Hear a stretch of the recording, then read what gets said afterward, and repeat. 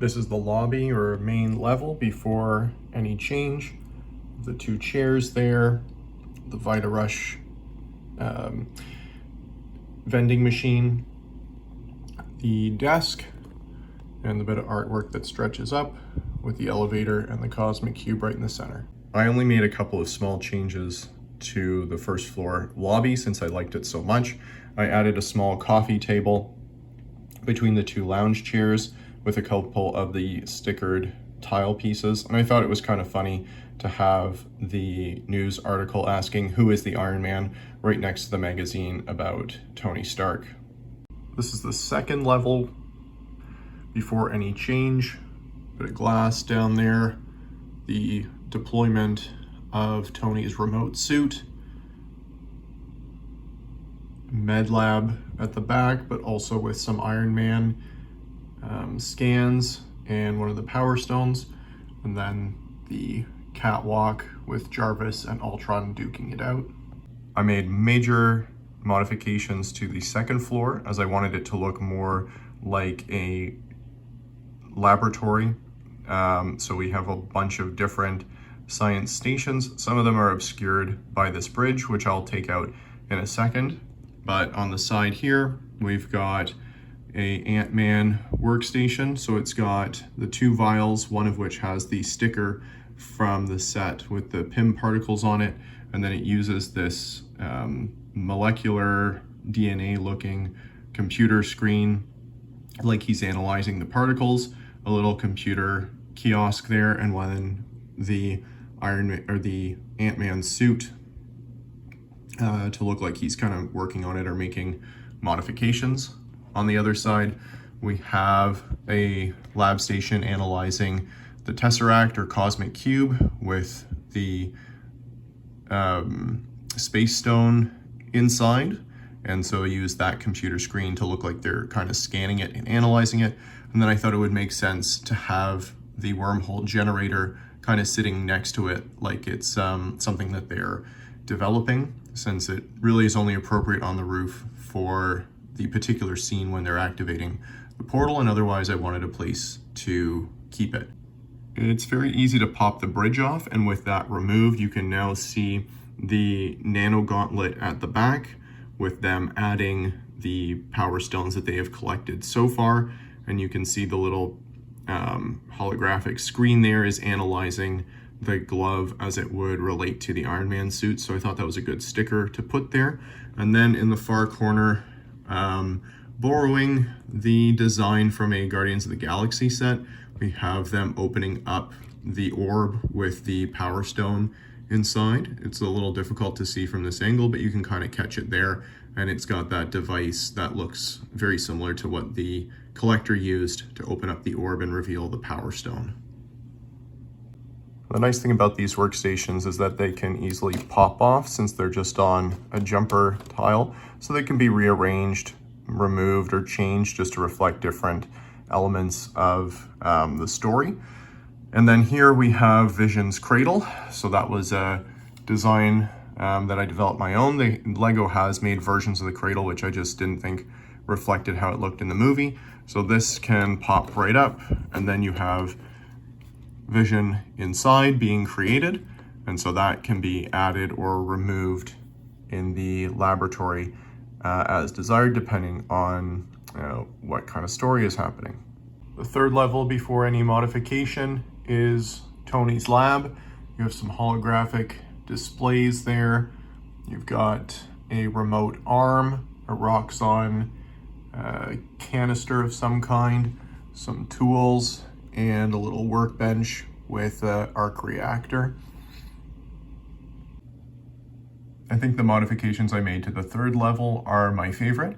I thought the interior for Tony's workshop was a bit lackluster, so I used the design for some of the more modern Iron Man laboratory suit bays as inspiration and modified them a little bit, and now have 5 bays in which I can display my favorite Iron Man suits. I was lucky in being able to acquire the stickers from some of those sets to be able to put them in the back of the suit bays and accurately reflect which suits are there, so you can see that I actually have the Mark I corresponding to the Mark 1 sticker, and the nanotech suit corresponding to the nanotech sticker. I also have, I think that's the Mark 5 that he can deploy. I also have the Mark 5 suitcase on the far left there. I don't have the stickers because there aren't any for Bones or the Heartbreaker armor, but I did put some suit stickers back there, although they're very hard to see, so they're kind of hidden. But those are two of my favorite suits, so it's nice to be able to find a spot to display them.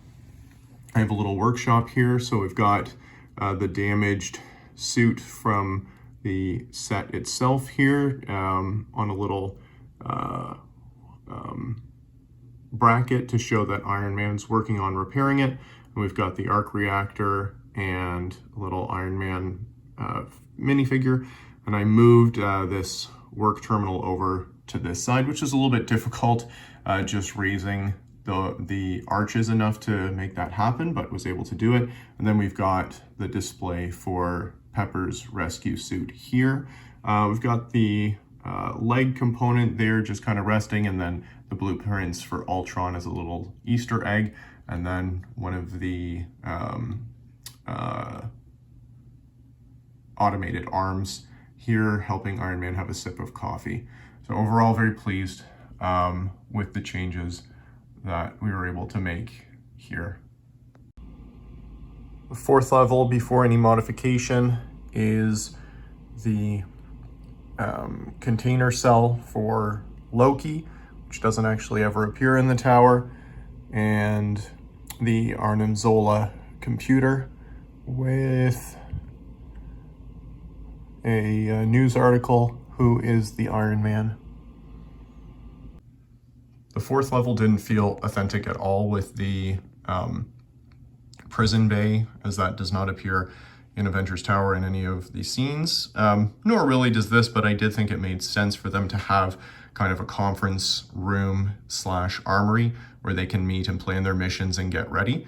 So we've got a table here with 4 chairs.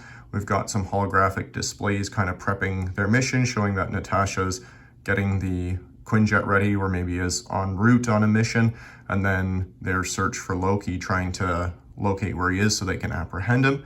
And then on the far wall, we've got a little, suggestion of an armory. So Thor's helmet and Mjolnir, Cap's helmet and his shield, some pistols for Black Widow, and then Hawkeye's bow and arrow. So the original Avengers who otherwise, either need equipment or don't have their own dedicated armory can keep their equipment and weapons there. The fifth level before any modification is the landing pad, and then the lounge with a little drink cabinet there, 2 couches and a table with some TV screens on either side. And just to share, I actually made 0 modifications to the lounge area since I liked it so much and just didn't feel that it needed any changes. 6th level prior to any modification has what I think is meant to be some modern art with an Avengers comic book and the Loki imprint from getting Hulk smashed. On the 6th level, however, it did change quite a bit since I just didn't feel it was a good use of space and I wasn't sure what their purpose with it was. So I put in a little gym with a bench press, a little water bottle there for the Avengers to keep fit, and then a rec area here on the other side. So you've got some Stormbreakers pizza that they ordered out, a couple of controllers, shortened version of Thor's couch, and then the Avengers comic book at the back there. So somebody was obviously reading it and kind of tossed it to the back. We've got a blender here, an extra piece of pizza, and a TVA mug in this little kitchenette. And then you can see what they were gaming here with the screen from Thor's house there. And I suppose you could call this the 7th level. It's a little science lab studying the scepter with a few holographic displays and an outdoor patio leading to the very top of the roof with the wormhole generator. The final level, I made some modifications to Tony's quote-unquote secret lab, just to try and reflect a little bit more how it looked in the Age of Ultron movie. So I used different pieces for Jarvis and Ultron just to make them a bit smaller and able to fit. But I thought this blue Power Blaster piece actually worked really well for Ultron, and then a smaller orange cylinder for Jarvis. I used a build for the scepter just to make it look more authentic to the movies. This is not my own design, it was something I found online, so credit to whoever came up with that.